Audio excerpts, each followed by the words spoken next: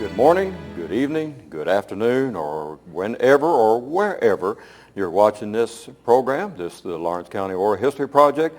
And of course, you know, I'm your host, Norm Taylor. It's good seeing you again. I hope you're enjoying seeing me, because I really can't see you, but I know you're looking at me right now.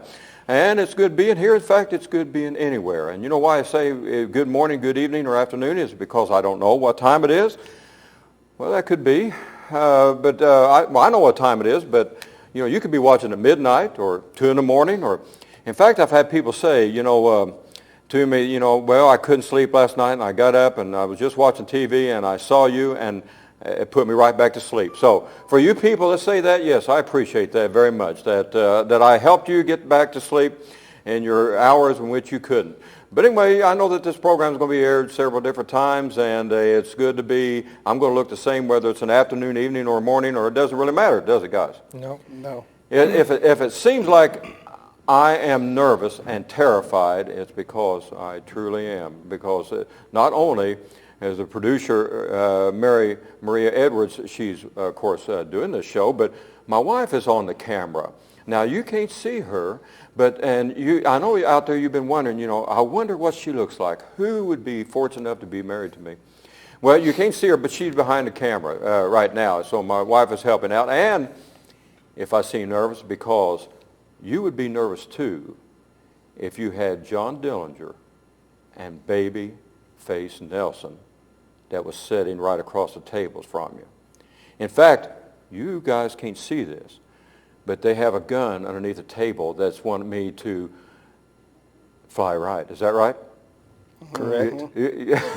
Actually, they don't have a gun. We're taping this at school. There's no gun, and they don't really have another table. But I've known these guys for a long time. We have been, we've reenacted together for several years, but this is something new in the reenacting field that these two characters are doing right now. But we have the Lawrence County History Festival coming up in a short time. In fact, April 16th, 17th, 18th, is that right, guys? That's correct. The third weekend in April, we're going to be there. It's going to be special for a lot of reasons. We have the Native American powwow. The Indiana Indian movement is joining us this year with our History Festival, and this will be the first powwow that we have ever had in Lawrence County. A great Native American dancing, storytelling, ceremonies, and it's going to be something to see. The vendors there, the jewelry, the atmosphere of a powwow. If you've never been to one, this is going to be a good opportunity for you right here in Lawrence County. And it'll be that third weekend of April. And it starts at noon on that Saturday, and we want everybody to come out for that. The grand entry for all you veterans, and as you know, I do a lot of veterans on my program. Well, we're going to honor the veterans in this grand entry march, so we want you veterans to come on out and be a part of this. And I guess you guys will be there for that. We'll be. Are you going to go over to the powwow side? Oh yeah. Are you going to carry a gun over to the powwow side? Maybe. Oh, you might have. Well, everybody's friendly. Everybody gets along at this. Oh, yeah. But anyway, third week in April, be sure to come out. The Native American powwow, the first one we've ever had. And these gentlemen that I have with me tonight, also the John Dillinger gang will be there. They are going to perform at least 3 times on Saturday, 3 times on Sunday. You don't want to miss one of those performances. We have World War II. We have a huge World War II battle that's shaping up this year, it's going to be a great one. Usually a Civil War battle. We've got a Civil War ladies' tea, and we have encampments, demonstrations. If you've never been where? Well, where? That's a good question. Where? Because it is in Bedford, Indiana, but it's Murray Park in Bedford, Indiana. Again, if you know where Stalker School is, it's right next to Stalker School, so you can find that. And we want you to come out and be a part. These gentlemen will be there, and they are going to perform for us. I want to introduce my guests to you today. John Dillinger, next to me, and yes, this is Matt Miller. Matt, you and I have been reenacting together for a lot of years. Yes, 20-some years. Yes. It's been 20-some years? 20, yeah, about 20. I was just a baby. Yeah, well. Yeah, was I 5 years old when I started reenacting? No, I don't think you're that young. I was older than that. Am I older than you? Yeah. Okay. About 10 years. Oh, okay. Well, yeah, you're about 32, so I'm 42. Matt, what kind of reenacting did you get started in doing? Civil War. And I know Matt and I we have been together for several years. We have been in how many units? I know man, we're with the 27th Indiana now, but who else have we done in the years? 13th Mississippi, 5th Indiana Light Artillery. Yeah, Bedford Light Artillery. 19th Indiana. We did dismounted cavalry. We've done about a little bit. Yeah. We've done militia. Militia, yes. We currently do militia, Leatherwood sharpshooters. Uh-huh. And when we talk about the Civil War that we've done, it seemed like we were the 69th or the 67th at one 67th time, Indiana. right? Yep. And we've been several. So we've been in a lot of battles together. Oh, yes. Which was your favorite battle, Civil War battle that you did? Probably 135th Gettysburg. I was going to say the very same thing. Guys, that was a fantastic battle. It was actual numbers for picket charge. The Yes. third day's battle, we had about 25,000 or so reenactors there. It was phenomenal. Oh, yeah. We were out there, in fact, Matt, and we're going to reminisce a little bit about that, but we were skirmishers, right? Skirmishers, We yes. were skirmishers out there, and I can remember being out there in the field and looking at behind us at all the rows of thousands of Union reenactors, and I can remember coming up over here, hill. First of all, this was at Pickett's charge, but hearing the drums. Oh, yeah. That you knew they were coming, and then all of a sudden you would see the Confederate flags coming over the hill, and then all of a sudden the thousands of Confederates coming over that hill, and we were stuck out there between the Confederates and the Union, and Yes. so we couldn't go forward, and they were firing artillery behind us. So, That's right. But that was an experience. Yeah. That was a lot of fun. So you've enjoyed Civil War reenacting for a lot of years. Yes. Now, I know you've also done other things as well besides Civil War reenacting. Who else have you recreated in your times here? We've done the gunfight at the OK Corral. I played Wyatt Earp. Okay, and we did that for 3 or 4 years at the Yep. History Festival. For you, those of you that have been to History Festival, you know that you've probably seen that in the last few years and did a great job. And you're Wyatt Earp. And what else? Who else have you portrayed? I portrayed Lincoln. Abraham Lincoln. If you were at our Civil War ball last year, that Matt was Abraham Lincoln. Did a good job with that. Anybody else that I'm missing? I know Wyatt Earp and Frank James. Frank James. And a few others that Okay. it's kind of split on. So a lot of Civil War guys, and of course over the years, and then you went into Western and did Yes. some Western for a while, and Oh, yeah. and you like doing the Wyatt Earp Yep. and the OK Corral, and maybe we'll do that again one of these days. Oh, yeah, definitely. Yeah, and now John Dillinger. Yes. We're going to get to you in a second and say why you decided to do John Dillinger. Who is this other gentleman with me? You want to introduce him? Yes, this is Darren King.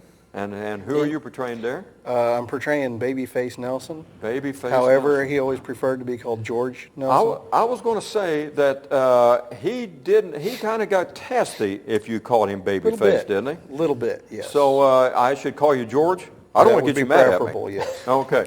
But most people I'm didn't know him. unarmed, so you're safe. George, how did you get the nickname Babyface? I mean, obviously you've got such a cute baby Thank face. you. I mean, So do you, everybody's Norm. going at that. Thank you. So do you. But how did you get the nickname Babyface? It was actually the wife of Chicago Mayor Big Bill Thompson when I was doing a home invasion robbery at her house. I was with a group of Tui gang members known as the Tape Bandits. And we'd come into a home and take the people captive, tie them up with tape, which is how we got that name. Okay. Anyway, About when what she year was, would this have been? This was in the first part of 1932. About 1932? Yes. Okay. And anyway, when she was describing George Nelson to the police, she said he had a real baby face. He looked like hardly more than a boy. Oh. And the newspapers caught on to that and really liked that, and it grew from there. But he never liked that. at No, all. never did care for it. So he thought that was beneath him. Why didn't he? Did you ever read why he really didn't care for that nickname? I think it was just he was of rather short stature, and he had something of a chip on his shoulder his whole life, and it was demeaning and degrading. People like John Dillinger insisted on putting him down, calling him Babyface. Oh, okay. And But I never knew John Dillinger to have a moniker like that, a nickname. Did he ever have one? Jack Rabbit. Jack Rabbit. Did they call him Jack Rabbit also? Yes. Okay. Yeah. I didn't know that. So Jack Rabbit. So but Babyface then, I know, went to his grave known as Babyface Nelson, and Yes. a lot of people wouldn't even know the name George. That's because right. it was so well known. Well, in fact, his birth name was Lester Gillis, and it was shortly after the whole babyface thing he had his name legally changed to George Nelson, just trying to improve his standing, I suppose, and sort of put that part of his life behind him, and it Okay. didn't work. No, not at all. Okay. Back in the 1930s, and I know from having World War II veterans on for so many years, nicknames, about everybody got a nickname. And then back in the 30s and 40s and in the 50s, people got nicknames. The outlaw that I like reading about the best is Pretty Boy Floyd, Charles Floyd. From Oklahoma. I've always enjoyed reading his exploits. And he didn't like Pretty Boy either. He didn't like that nickname. Of course, now as one I would have probably, if I'd ever met him, I would have called him Pretty Boy, like I probably wouldn't have called George Nelson Babyface. Probably not. But we think of Machine Gun Kelly, Scarface Al Capone. Scarface Al Capone. Yeah. Who else would have been in there? Any other nicknames? You think? Bonnie and Clyde. I can't think of any No, I nicknames don't think ever they had had. any. But Babyface Nelson, John Dillinger. When I think of John Dillinger, I think of Mooresville, Indiana. Where was John Dillinger in his early years? Well, he was born in Indianapolis in 1903, and his mom had passed away when he was very young, and then it was in 1920 they moved to Mooresville. So, he spent some early years then in Indianapolis. Oh, I believe yes. it was over on the east side Yes. or west side. I can't remember, but I remember reading about something about that, and I think his dad really wanted to get him out of Indianapolis, didn't he? Yes, he did, I've because read of all that. the... Really wanted to get him Yeah. into a more rural area. Oh, yes. So they went to Mooresville in about 1920, you say. Yeah. And so how old would he have been? Again, what year was he born? He was born in 1903, so he'd been a 17, teenager. 18, yeah. Yeah, so some formative years there. And in Mooresville, he was raised on a farm. Yes. Do you know if the farm is still there? I've heard it was. Yeah, it's something that it seems like that they would have. That would have been a tourist attraction for Mooresville, but now reading more about Mooresville since the anniversary of Yeah. Dillinger, now I understand because they really don't embrace No, they Dillinger. don't. No, they... So now I understand, but I don't know if it's in private hands or whatever, if the farmhouse is still there or if the farm's still there. I've never really, because it's not something they talk a lot about. I heard the house was still there. The house is still Yeah. there? Okay. John Dillinger, did he go to school in Mooresville? Or was he out of school by that time? He was out of school by that time, but he went into the Navy. And that was in 1923, I think it was. And then he was on the ship to Utah, and he went AWOL. And he'd start up a early gang.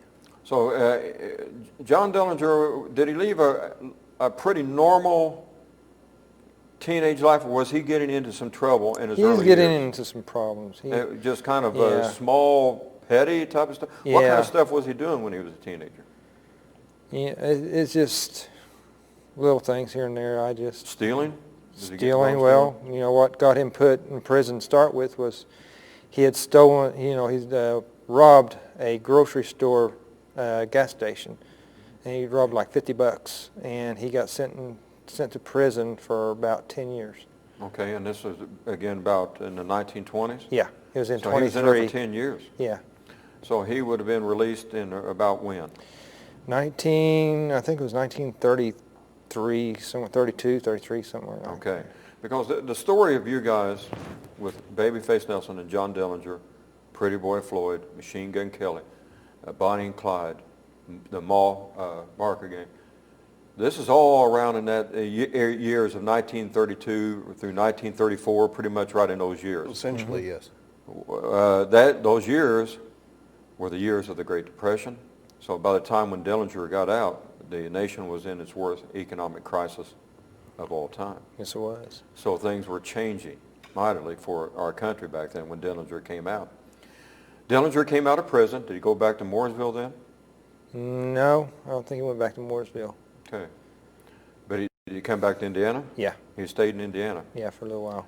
In what years then he started his, what we'd say his spree, his most famous time? Is in 1933. And where was his first robbery at? His first robbery was in Illinois. Okay. Do you remember what town it was at in Illinois by any chance? I can't remember right off the bat. A bank? Yeah, Or it was a it bank. a store? It was a bank? Yeah, it was a bank, but he didn't get much out of that bank. So he wasn't too successful? No. A lot of these guys weren't successful at the beginning, but like anything else, I guess the more you try, the better you become at it. That's right. So at this time, was he on his own? Did he have his elements of his gang at this time? He had a few people, but not the ones that are known, just a few, thugs from here and there. Later on, but it didn't stay with him long. Later on, he would get the more famous that we can recognize a little bit later. Right. So, but this would have been after that. You know, you kind of wonder, did he ever have an intention of, you think, of being straight? I know this was during the Depression. There wasn't a lot of jobs. No. So do you think this had an influence in getting him started to go down this road, or do you think, evidently he was already in trouble back when he was a teenager? But Right.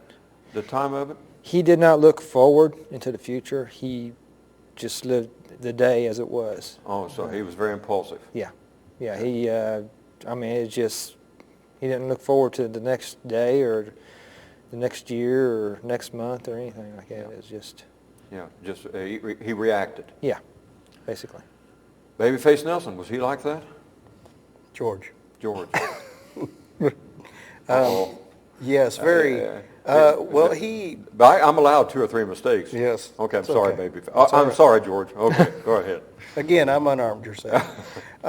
He was actually of 2 different minds. Once he became an adult, he had, on the one hand, he was robbing banks and houses with people like John Dillinger and all that, but at the same time, he had a wife and 2 kids that he would take with him on the road in between bank jobs. Things like that. He was a devoted father, loving husband, and sort of a psychopath. So, Okay. but now he started out very similar. He was arrested the first time at the age of 12 for accidentally shooting another boy with a pistol he had found, and wound up in reform school for the first time at the age of 12. At 12 years old. Yes, sir. And that would have been in 1920. So he started early kind of on that road too. Yes, exactly. And connections he made in reform school led to various things. He was in and out of reform school. He was serving time in Joliet prison by the time he was 20, and was already mixed up with the gang element at that time. Worked at a Standard Oil station, which was actually a cover operation for tire theft. And that job led to running bootleg whiskey and bookies, that sort of thing, which is what got him involved with the Toohey gang, which is where he started robbing houses, and the house robbing led to bank robbery. During this time period, again, you're talking about, you're kind of into the 1930s, early 1930s at this point, right? Right. So again, the Depression was going on. Obviously, everybody was having a hard time. So there seemed to be 2 sides of this man. Was he a good father? Would he have been considered a good father? Well, a good husband? Perhaps not today, but at the time, I know his wife was extremely devoted to him. Like I said, he, gave his kids what opportunities he could, while, occasionally having to run from the law. They moved around a lot. He was born and raised in Chicago, and of course, a lot of the robberies took place here in Indiana, but they also spent time in Las Vegas and Reno, Nevada, Colorado, a lot of places out west. They were almost constantly on the move. Yeah. And he had safe houses here and there where he would stash the wife and kids for a month or 2 at a time while he was doing something, and then they'd pack up and move somewhere else. So these kids were pretty much vagabonds, and his whole yes. family was. And Absolutely. But they were able to keep him, I guess at times they did travel with him, probably would have Yes. been in times even putting them in some danger, wouldn't they? Yes. Later on. Right. Right. Yeah, in fact, his wife was among the people who were arrested after the big shootout at Little Bohemia, which took place in 1934. And I want to get into that. I've got to admit, I don't know if any of you out there saw the movie Public Enemy. I like some of the movie. But we that like history, we kind of like to see it historically accurate, and there were some inaccuracies in that film. And Little Bohemia, for those that really don't know what they're talking about in Little Bohemia, what happened there? Well, there are different versions of the story, and I'm sure I'll let Dillinger here tell you his side. But now according to Nelson's prerogative, it was just an ambush by the feds. And now one of the inaccuracies, I think, of that movie sort of made it look like perhaps George Nelson met his end at Little Bohemia, which is not true. And that didn't happen. No, that came later. He was wounded in the leg, but he managed to escape from Little Bohemia. And it was an adventure to escape. He stole 2 different cars, took a couple of hostages, and ended up trekking a mile through the woods, and ended up staying for 4 or 5 days with a Chippewa family who lived in the area while he recovered from his injuries. I wonder if they knew who he was. I don't know. Yeah. But I remember, again, about the movie, one of the inaccuracies, they had Pretty Boy Floyd killed, I think, right there before even John Dillinger. He was killed later. Oh, yes. Right. But he did survive Little Bohemia, and in the film he didn't. So that is an inaccuracy. That's true. Darren, whenever we start to reenact some of our characters that we have researched, it seems like, we really get to know them. Yeah. You ever feel like that at times? Yes. I know that, again, that you've done reenacting. Who did you do when we did the OK Corral? Well, the first year I was involved with the group, I played Billy Claiborne, who was a gentleman who just was on the periphery of the outlaw gang known as the Cowboys, and he took off running at the beginning of the altercation. So I didn't have much to do that day. But starting the next year, and for the next 3 years that we did that, I played Virgil Earp, Wyatt's older brother. So you did a lot of preparation and studying. I mean, that's what people don't understand with reenactors. There's a lot of time and preparation that goes into historical reenacting. People just don't walk out there with an outfit on and perform. You spend a lot of time reading, researching, studying, in a lot of cases for years, your subject. When I started doing Buffalo Bill, again, for a year, I just sat back and I read nothing except for Buffalo Bill to understand, because, again, people are going to ask you, well, when were you born? When were you raised? Who did you marry? Well, Buffalo Bill would have known those things. Right. So you have to research your characters very well. So with Virgil Earp, with Babyface Nelson, you spent some time researching him, didn't you? Yes. Did you find him to be a pretty interesting character?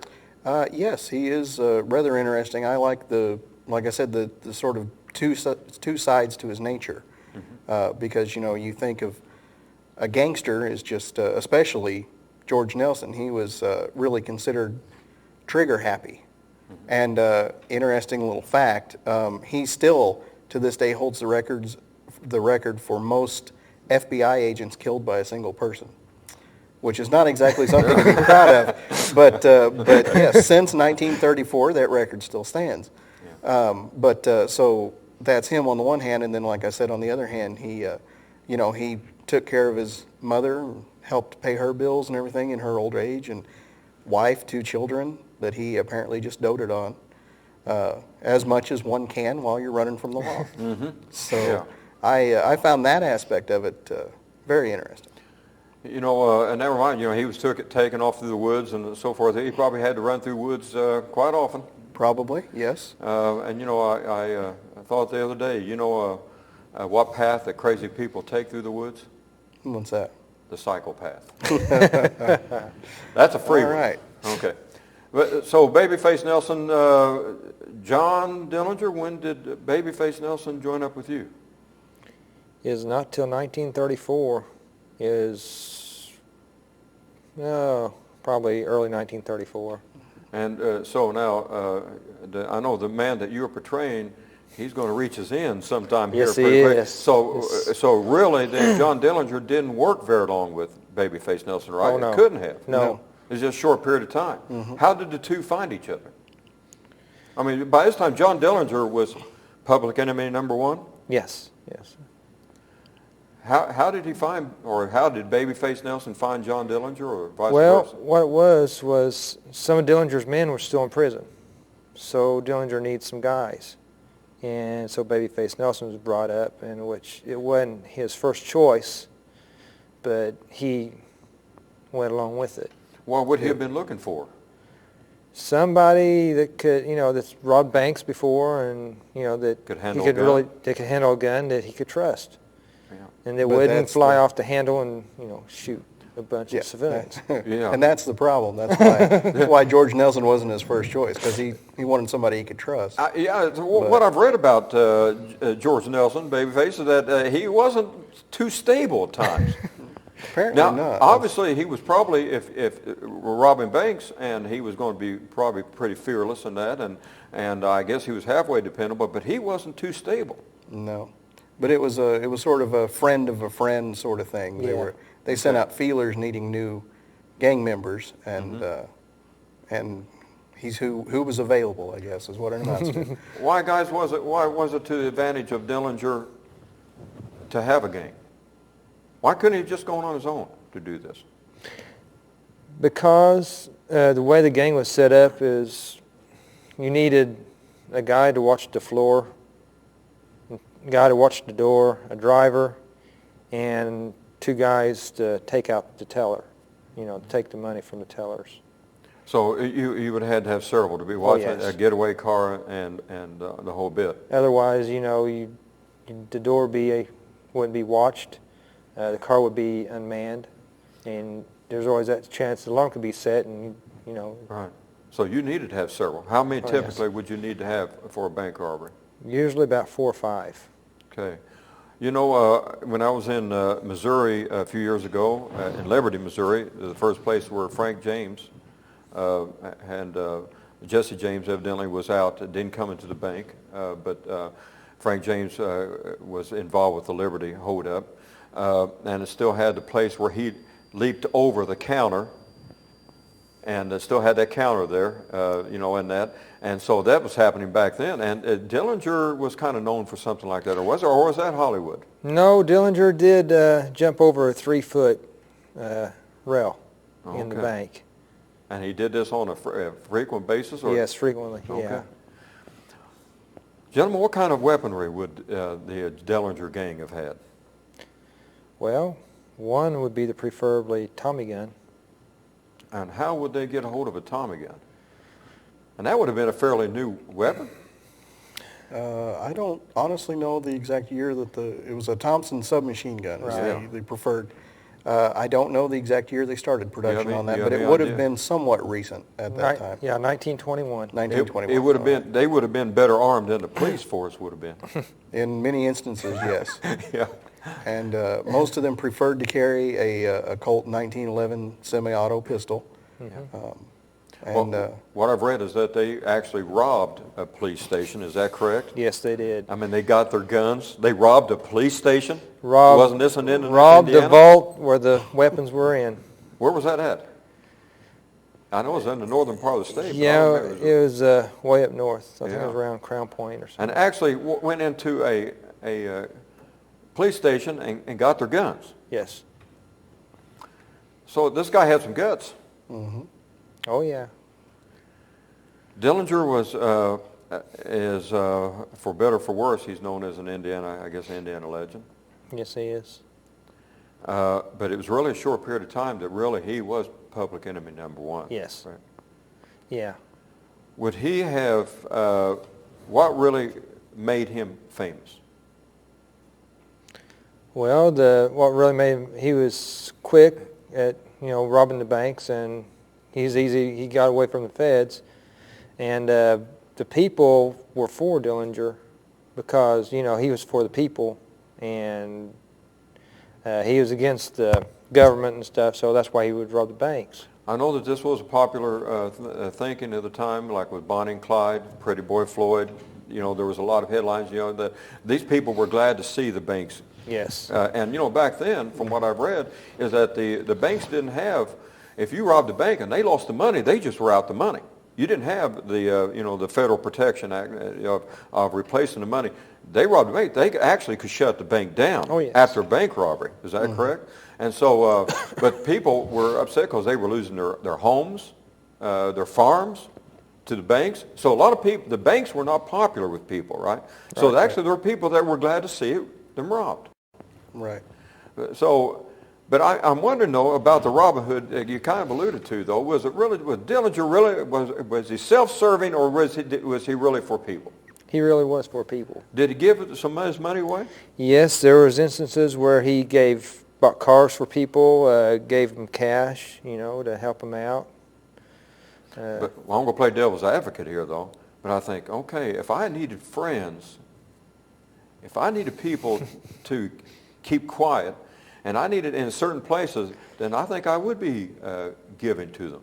Yeah. So did he use that something? Yeah, he did. Yeah, he did use that too. What do you think there, George? I agree completely. Yeah. He was a smart individual. Yeah. How did he dress? I know that. Tell us a little bit about the dress that you have today, about the John Dillinger outfit. I got on an overcoat and a suit. The overcoat was to hide the Thompson's submachine gun. So when he came in, he would have that tucked underneath his arm. Right. Okay. Now this was a pretty good size. So it was a pretty good size coat for him to do that. Oh, yes, it was. I think if I'd seen a man coming in and he's got his hand stuck in his coat, then that would make me kind of leery after Especially a while. on a warm day. Yeah, that's a good point. So, but was he, was he a good dresser? Yes, he John was. Dillinger? He was real snazzy. He kept his shirts and everything folded in his suitcase, Mm-hmm. So he liked to look the part. Yeah. What about George? Also something of a dandy. Liked a good hat, a pressed shirt, and a good overcoat. So they would dress up to go do their crimes in. Well, you have to look good when you're taking people's money. I guess so.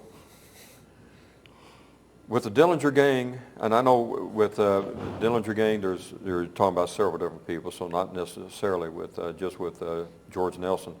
Machine Gun Kelly, was he connected? No. The Dillinger gang at any time? Not that I'm aware of. Who else was connected to Dillinger gang? Well, Dillinger had more than one gang, and I haven't studied Dillinger himself enough to know, but I know the gang I was a part of Van Meters, was that a name? Yes, Yeah, Homer Van Meter, Homer Van and that Meter. was He had a brother. yeah. Okay. And there was a fellow named Red Hamilton. Red Hamilton, which was the driver. He was the driver. Yes. Okay, and he was with him for a while, right? Oh, Red yeah. Hamilton He was his best friend, yes. And Tommy Carroll, who is pretty much a name lost in history now. Yeah. And another fellow named Eddie Green, who was killed, I believe, just after Little Bohemia, that whole incident. It was either right before or right after, I can't recall offhand.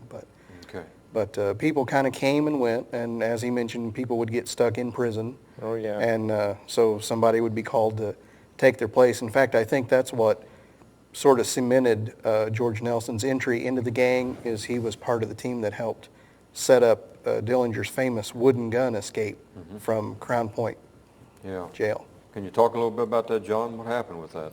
That was a well-known incident. Yeah, it is like, it's just right, right there, right here in Indiana. Michigan City, I believe. Yeah. wasn't Yeah, he got taken in, and he was in a cell, and a guy came in there, and he had a mop bucket and everything, and John had this wooden pistol and held it up to his head, and had him open the gates. And I think they said there was 15 or 20 guards he went through before he got to the vehicle. Okay. And he broke out some of the other gang. He carved that, used like shoe polish? Yeah, matter of fact, they said it was out of a mop handle. Oh, okay. Is what he carved out of. Years ago, they had a Dillinger Museum in Nashville. I was there three times, but I remember seeing the gun. Actually, that guy at that time, I guess that's in a private collection now or something. I don't know if it's still in a museum or not. I know it was sold and resold, but I remember seeing that gun. They had an actual gun there. But, yeah, I could see where he could pull off something like that. Yeah, because it looked just like they said it was a .45. Yeah. None of them knew it was a wooden gun until he got out. They thought it was a 45, model 1911 45 automatic. With that escape, there seemed to be a photo, pretty famous photo of him putting his arm on, was it the sheriff? Kind of smiling like their buddy. Yeah, it was one of the commissioners, yeah. Yeah, and that wouldn't do well for your re-election hopes to have John Dillinger. No, and you know the deal is about that is, you notice how he had his fingers whenever he had his arm around him? He had like this. Kind of like this, yes. They say that was to let them know, to break him out. Get ready to break him, help him break out. Yeah. There's so much. Get some weapons, yeah. Yeah, there's so much, but I do remember that, and he was doing that, so it kind of does make you wonder about that. There's so much myth around these guys. Mm-hmm. You know, they were blamed for things that they didn't do.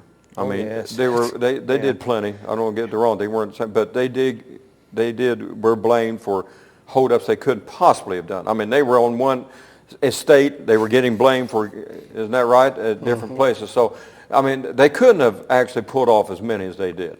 No. There was no way. But Indiana was a popular place for their holdups, right? Yes. There was one that you're going to be doing at the History Festival. It is, tell us a little bit about that. That is just north of us, around Indianapolis area. Yeah, Greencastle. Greencastle. And that actually happened. It did happen. And you guys are going to, Babyface was in on that one? No, he went in on Greencastle. But he's going to be in the one of He's going to be in on it this time. So this would have been year around 1933? Yeah. Got out with around $5,000? $74,000. $74,000, wow. Yeah, they said you could, compared to today's, you can times it 14, and that would equal today's, 14 times that. Okay. So yeah, it was on his way to Arizona. He is heading on out, getting ready to go to Arizona, and they needed some money, and that was a quick hit. So actually, it was so easy that they didn't even need anybody out in the car to wait. So he got it clean, pretty clean. Yeah. It just came in and out, and that was it. Yeah. Where else did he hold up banks in? He went all the way to Iowa, and Chicago, and plenty of places in Indiana. Yeah, there are places there.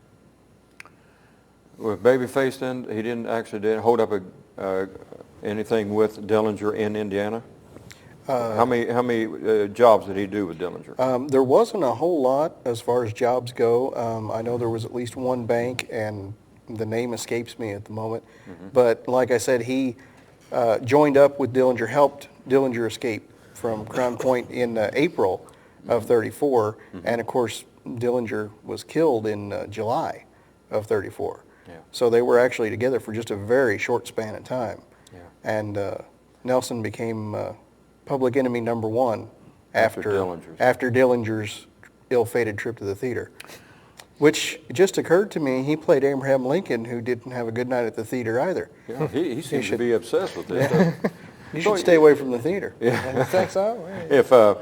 If these guys, but you put the two famous names together, that would have been headlines. Oh, yes. Mm-hmm. I mean, this was, in a way, it was a distraction for people, wasn't it? I mean, there was nothing but really bad news that everybody was feeling during this time. So it was actually a distraction, I guess, that all of a sudden that you had these, the Dillinger gang, the Bonnie and Clyde, and the Pretty Boy Floyds out there, and it was a different time. But within a short period of time, they all pretty much met their end. All the way, 34 was it. 34 was a bad year. Yeah. Bad year for these guys. Yes. Would you say radio really contributed to some of this? Whenever they started getting radios in their cars, the police? I know it did for Bonnie and Clyde, but I would think it had to have made a difference. And also, this was originally or essentially the beginning of what we know as the FBI. Mm-hmm. Now, it was originally just the Bureau of Justice, I think is what they originally termed it. But J. Edgar Hoover, created a specific force to deal with these guys.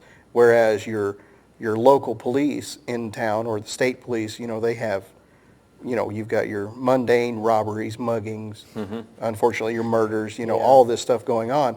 And then you have these guys who are traveling from state to state, and covering half the country. The laws are different. If you went across the state line, then the state police, like in Indiana, couldn't cross over in Illinois. Is that right? That's right. Right. So if you got across that line, there was safe. a method of protection there. Yes. And So you would be in a place, I guess, like Bonnie and Clyde and Pretty Boy Floyd use that, where they would kind of go in like in triangles and moving in and out of states. Exactly. And they would hit, in Oklahoma and then move into Missouri or into Kansas or something like that. And they knew this triangle where they could get quickly across. Right. Exactly. Did Dillinger and did they think in the same way? Or I know Dillinger had a big time Chicago connection. Yeah. And I know he had some friends there. Yes, he did. Right. Yeah. And of course, Nelson was from Chicago originally, so again, he had ends. He had connections. Yes, with everybody who was big there.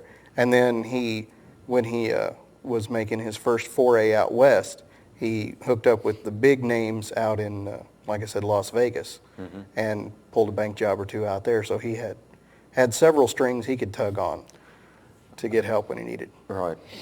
And that helped him survive as long as he did, actually. Yes. There is I've read it in two accounts now. Like I say, I've always enjoyed reading about Pretty Boy Floyd, but was a belief that perhaps but they never were able to confirm it. But actually, he did work on one job with Dillinger, and this is up. Some people say he didn't have it, some say it did, but I have read in two historical accounts where they did believe that maybe Pretty Boy Floyd did do a job with Dillinger. Have you ever heard that one or not? But I've heard that. And I do know that Bonnie and Clyde went to Oklahoma trying to hook up with Pretty Boy Floyd, and he didn't want anything to do with it. He thought they were just small time.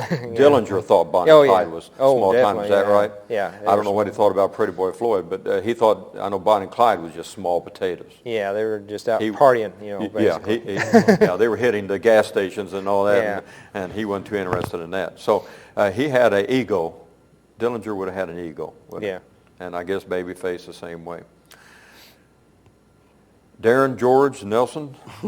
Yes. Did you kill anybody? Me personally? Well, not you personally. Did George Nelson? Now remember, we're on television here. But did you kill anybody? Yes. How many? To be honest, I don't know the exact number. You don't know how many people you killed? No, there were so many, it's hard to keep track. When did you kill your first person? Well, the boy I shot when I was 12, I believe he survived, so we won't count him. Okay. But by the age of 20, I had already taken at least one life. And that's one of those things, some things don't show up on the record, and some things can't be proven. So it's actually hard to have an accurate count. But he did kill. Now, I can't say if he was as trigger happy as his reputation would lead us to believe, but again, I point out the fact that he still holds the record for most FBI agents killed. And so, actually, any from his robberies, did he actually?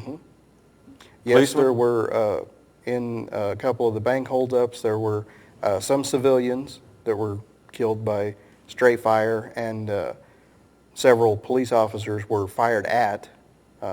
Most of them survived, but there were one or two that passed away from my bullets. So. Okay. John? Yes, sir. Did you kill anybody? My recollection, one guard. Now, John, are you going to sit here and tell me, now at least I had Babyface that came out, that you only killed one person? That's my recollection. If there was a stray, I probably got blamed for it, but... So you killed one person? And that's where I got in trouble. And where did that happen? That happened in, there was a bank holdup, and matter of fact, I think it may have been the same bank that Babyface was at. I think that was the one. So they got pretty hot then. Yeah. But you know for sure you killed that one. Oh yeah, yeah. He drew on me, so it was my life or his. Now that sounds like what Dillinger would say. What do you think, Babyface? He only killed one? No comment. Okay. John Dillinger is going to meet his end in 1934. Yes, sir. At night at the theater. Yep, in July. It was known as the woman in red, but she really didn't have red on, did she? No, she had on an orange dress. It was the lighting from Gave made her it reddish. look red. Friend of his? That Well, was she yeah. a friend? Yeah, she was a madam. Well, not a good friend. Not a good friend, no. Yeah. She was hooked with the Chicago, people, and that's where you had the Chicago mafia, and you had the feds, both against Dillinger. So he, there was hardly any way he could get away. Yeah. How many was at that night at Chicago? He was pretty well surrounded. He wasn't going to get away, was he? I've heard 20 to 30 feds. Did he actually get a gun out? He started for it. It was in his pocket. Unfortunately, as he would have it, it was on safe. It was safe, it was sad. Good. So. I guess good for the guys that Yeah. would have, yeah. And so it was pretty quick. Yeah, it was quick. I mean, it's so bad, though, they shot him in the back. I mean, Dillinger at least would shoot him in front. Well, yeah, I guess, but he took off running.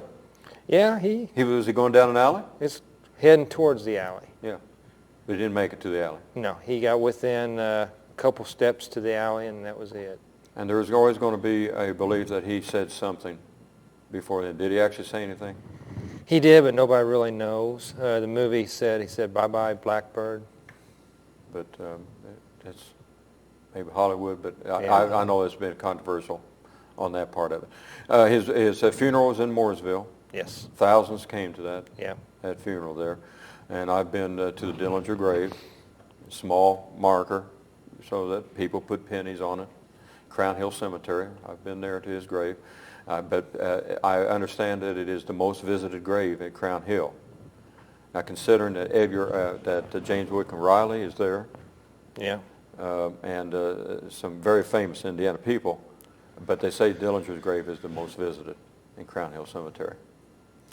1934 then, he Yes. met his end, Yes. but Babyface is still on the move, but not for long, right? No, also in 1934. When did he finally meet his It was demise? November 27th, November 1934. Where was that Made at? it almost to the end. It was, my brain has fallen asleep. So, but it was in Illinois. Was it in a It was rural area? Barrington, Illinois. Okay. It was a rural area. And he was essentially, him and his wife and a mutual friend were just driving and happened to be on the wrong stretch of road, and a couple of FBI agents who recognized them happened to be passing the other direction on that same road. And they may have been trying to find him, I don't know, but several U-turns and a lot of gunshots later, and at least one of the FBI agents was killed outright, the other wounded, and George Nelson received a fatal wound, hung on for a few hours, and he was later found in a ditch alongside the road with a coat over his head.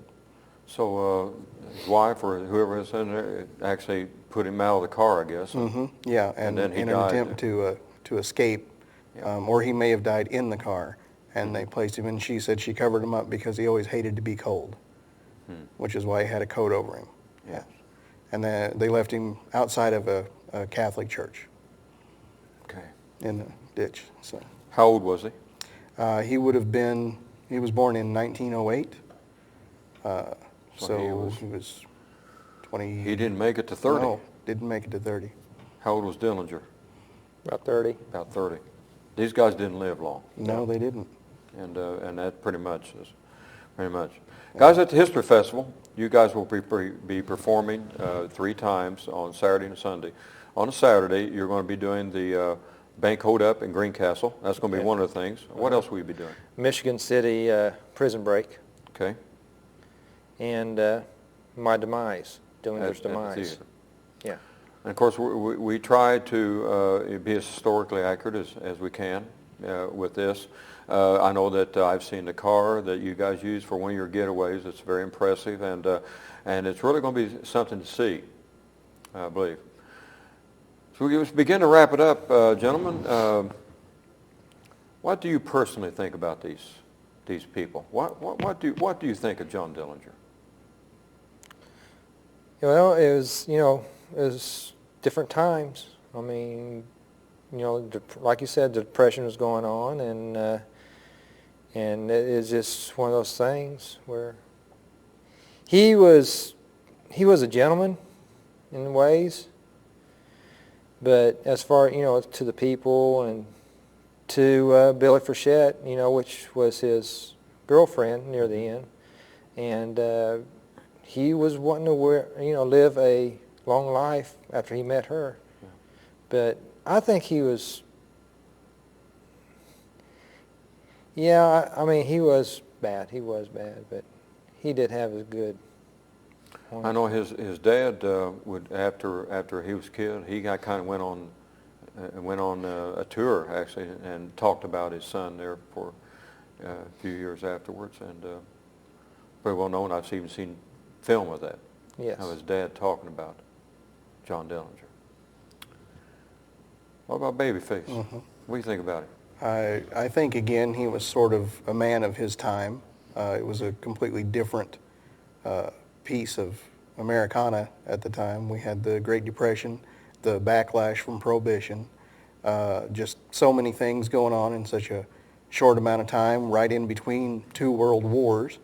And he had a bad home life growing up, and not that that's an excuse, but may have been a factor. And I think he just reacted to the time and the situation, and probably didn't react well. Mm-hmm. But like I said, I wonder if he was perhaps bipolar or whatever the correct term for that is now. Schizophrenic or But, manic yes, depressive or something. exactly. Yeah, you think he may have been mentally ill? I think he may possibly? have, because Yeah. like I said, there's a real dichotomy to his personality. It's like he was two completely different people. Yeah. And it makes you wonder. That makes it interesting to read about him, doesn't Yes.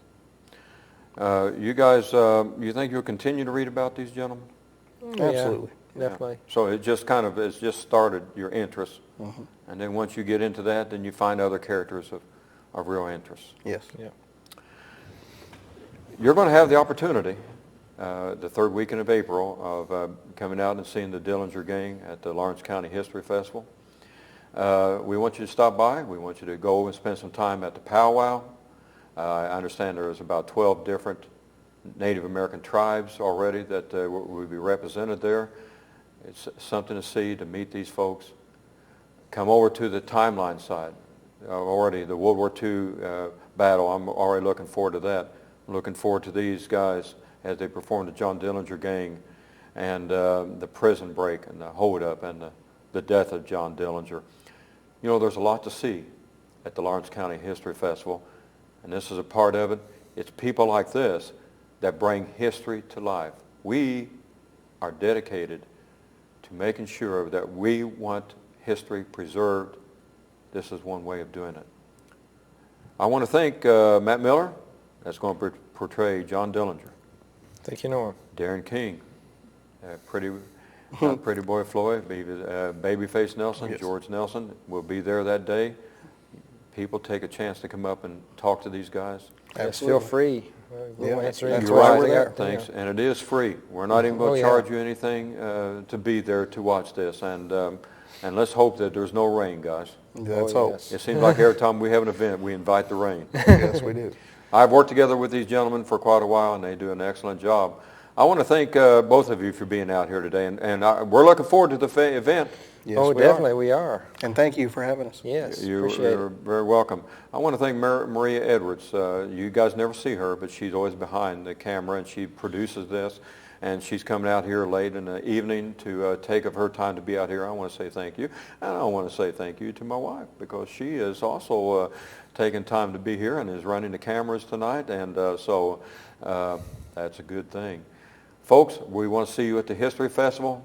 Remember that we're on the internet now. At the end of this program, you can see where you can find us. So get on the internet and watch us as well. And we are looking forward to having a great event this year. This has been the Lawrence County Oral History Project. I'm your host, Norm Taylor. Thanks again for watching.